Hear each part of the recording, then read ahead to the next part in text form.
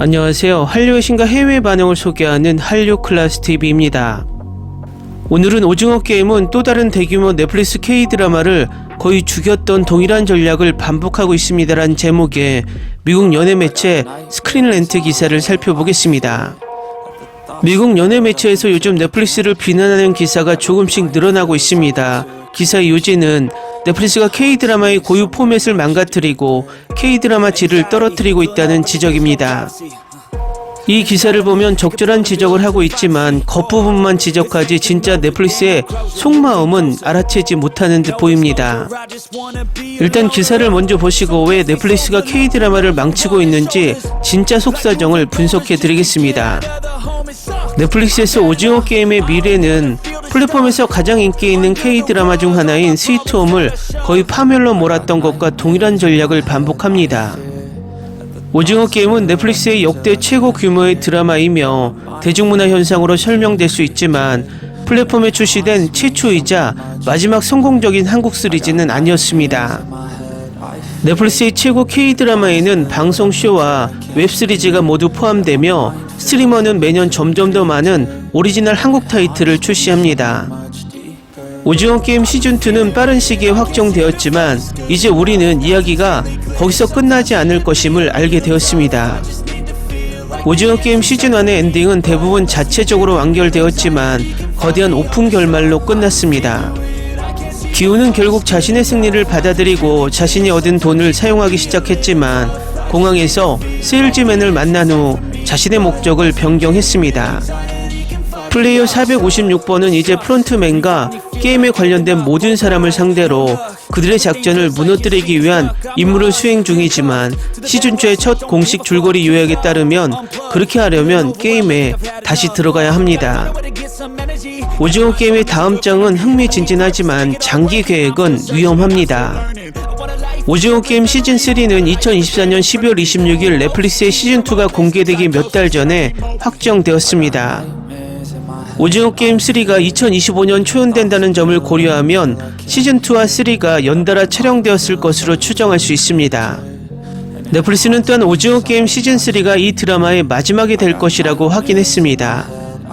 역대 최고의 K드라마 중 하나가 포괄적인 스토리에 대한 매우 견고한 계획을 가지고 있는 것은 좋은 일이지만 넷플릭스의 오징어 게임 전략은 스트리머가 스위트홈에 취한 위험한 접근 방식과 유사합니다.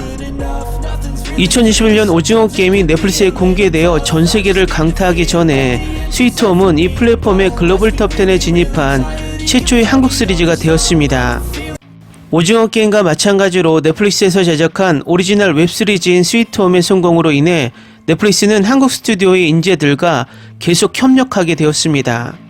스위트홈 시즌1의 성공으로 인해 오징어 게임과 유사한 2, 3 시즌이 이루어졌습니다.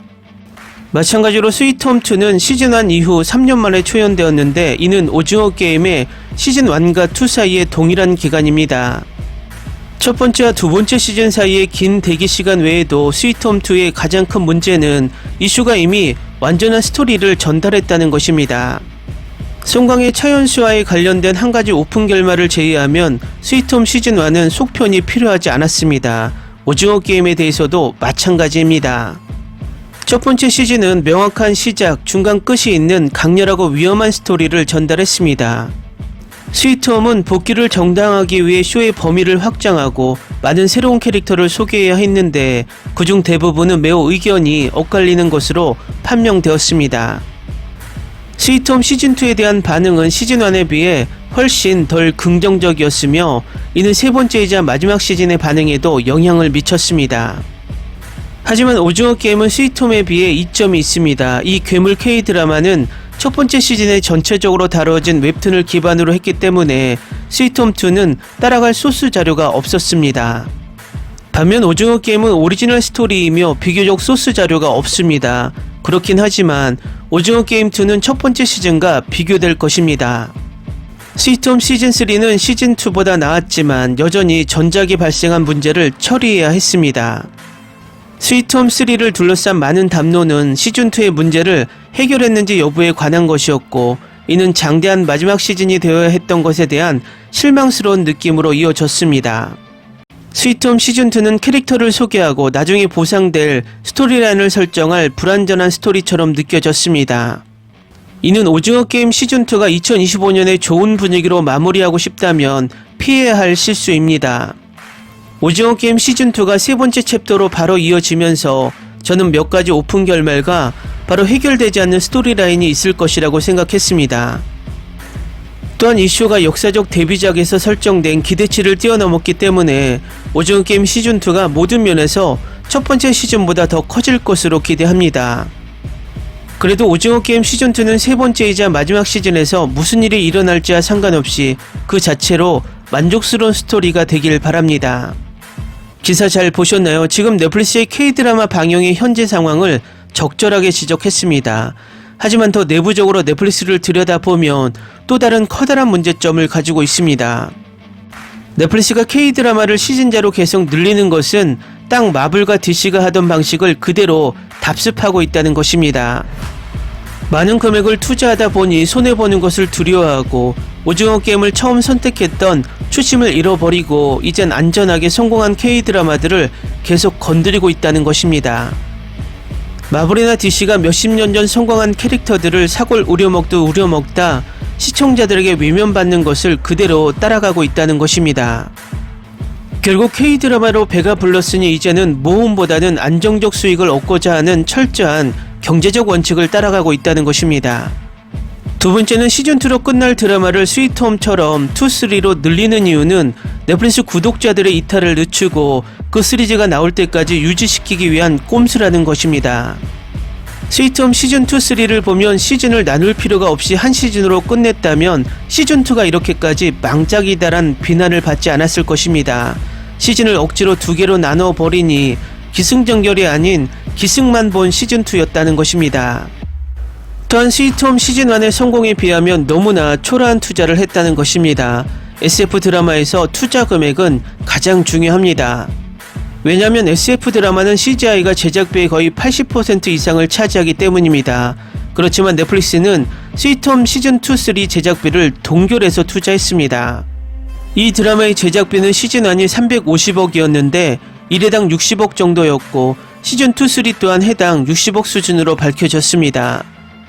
미드 위쳐3의 회당 제작비가 1000억이라는 것을 보면 엄청난 차이를 보이고 있고 그렇게 세계적인 성공을 거둔 오징어 게임 투자 금액도 K-드라마 최고 금액인 1000억이지만 위쳐3나 웬즈데이2의 1회 제작비만큼 투자하는 것은 넷플릭스가 아직도 K-드라마를 저비용 고효율의 황금알을 낳는 거위처럼 호구로 보고 있다는 것을 절실히 보여주고 있다는 것입니다. 제가 지속적으로 문제를 제기하는 미드를 띄우기 위해 순위집계 방식을 바꾸고 K-드라마는 예고편조차 다른 지역에 방영하지 않고 지역별 차별 방영을 하며 K-드라마로 번 수익을 다른 나라에 투자하는 이상한 행태는 항상 같은 이야기지만 조속히 글로벌 국내 OTT가 나와서 경쟁을 해야 넷플릭스가 정신을 바짝 차릴 기회가 되지 않을까 개인적인 생각을 해봅니다. 한류 클래스TV는 한류 외신과 해외 반응을 꾸준히 쫓아가 보겠습니다. 재밌게 잘 보셨나요? 여러분의 구독, 좋아요, 댓글, 알림 설정은 콘텐츠 제작에 큰 힘이 됩니다. 그리고 항상 하시는 일마다 대박 나시고 행복하시길 바랍니다.